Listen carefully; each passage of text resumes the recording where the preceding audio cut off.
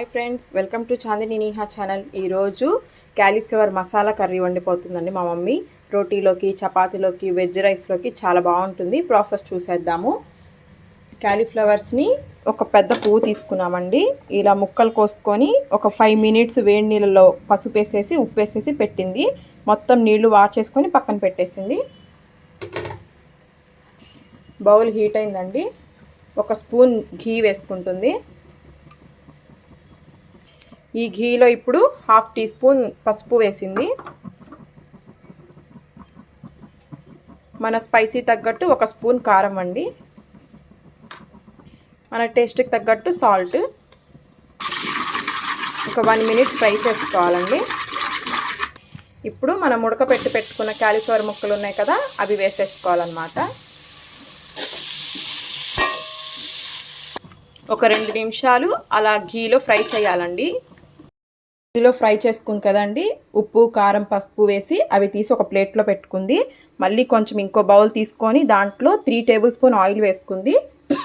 దాంట్లోకి చెక్క, లవంగ, యాలుక్కాయి, షాజీరా లేదు, కొంచెం జీలకర్ర అండి. షాజీరా కాదు, జీలకర్ర. ఇవి ఫ్రై అయిపోయినాయండి. ఇప్పుడు సన్నగా కట్ చేసుకున్న ఉల్లిపాయలు, ఒక 2 ఉల్లిపాయలు తీసుకుంది. ఒక 4 పచ్చిమిర్చి తీసుకొని ఇవి కూడా ఒక 5 మినిట్స్ ఫ్రై చేసుకోవాలి. మెత్తపడాలి ముక్క మెత్తపడితే సరిపోతుందండి. మిగతాది మన కర్రీలో కుకింగ్ అయిపోతుంది కదా, సరిపోతుంది. టేస్ట్కి తగ్గట్టు సాల్ట్, 1/2 టీ స్పూన్ పసుపు,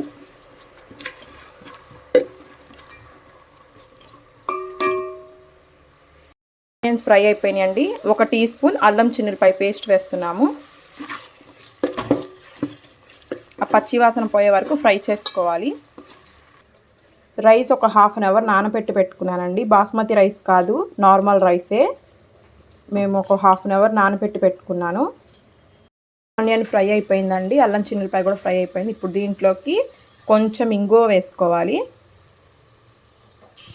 ఇప్పుడు ఒక 3 టమోటాలని పేస్ట్ మిక్సీలో తిప్పి పెట్టుకుందండి. ఇప్పుడు ఇది కూడా దీంట్లో వేసేసి బాగా ఫ్రై చేయాలి.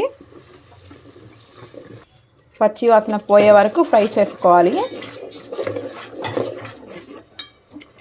కొంచెం కరివేపాకు వేసుకున్నామండి.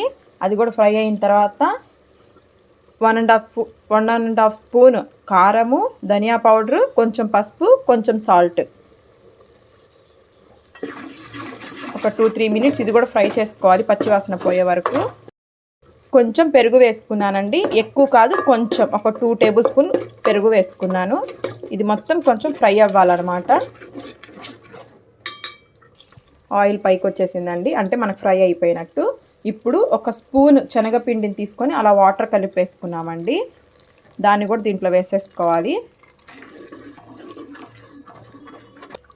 ఇలా దగ్గరికి వచ్చేసిందండి. ఇప్పుడు దీంట్లో మనం ఇందాక ఘీలో క్యాలీఫ్లవర్ ముక్కల్ని ఫ్రై చేసి పెట్టుకున్నాం కదా, ఉప్పు కారం వేసుకొని అవి వేసేసుకోవాలి. మొత్తం కలిపేసుకోవాలండి.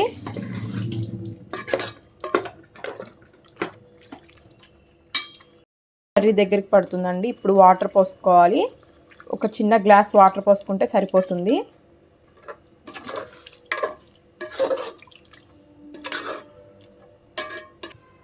ఒక 1/2 teaspoon garam masala powder వేయాలండి.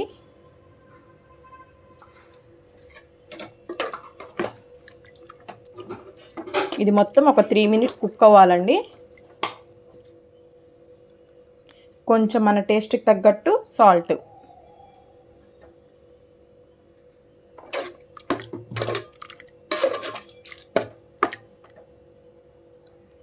ఇప్పుడు కసూరి మేతి వేయాలండి. కొంచెం అరిచేతిలో వేసుకొని నలుపుతూ వేయాలన్నమాట. అది కూడా మన కర్రీతో కుక్ అవుతుంది.